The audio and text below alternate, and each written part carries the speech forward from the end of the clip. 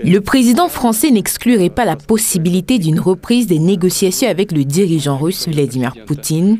C'est ce qu'il a déclaré dans une interview accordée aux médias français. Nous avons un bouclier, pas eux, et ils ne peuvent plus dépendre de la dissuasion nucléaire américaine. Il faut un dialogue stratégique avec ceux qui ne l'ont pas, et ça rendrait la France plus forte. Renouer un dialogue avec Vladimir Poutine, seulement au moment opportun, quand on aura stabilisé les choses, mais je n'exclus rien. Cependant, le Kremlin a rappelé le 26 février que Macron avait déjà déclaré plusieurs fois être prêt à prendre contact avec Poutine, sans prendre finalement aucune mesure réelle en vue d'un dialogue.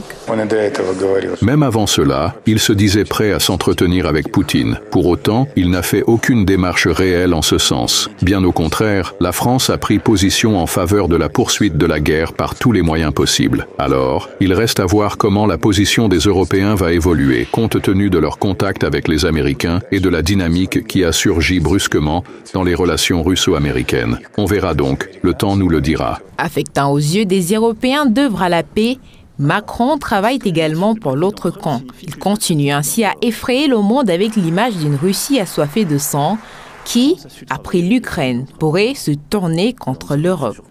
Laisser l'Ukraine sans garantie de sécurité, c'est permettre à la Russie, sans zone tampon, de dévorer la Moldavie et de venir aux frontières de la Roumanie. Elle est une menace existentielle pour l'Europe. Nos générations qui ont vécu dans une Europe rêvée et sans s'en rendre compte, c'est terminé. On veut choisir ou subir. Le gouvernement français soutient le point de vue d'Emmanuel Macron et continue d'entretenir la peur chez les Européens. Bruno Retailleau estime que l'UE devrait abandonner l'illusion de la paix, leur exhortant à se préparer à un prétendu danger.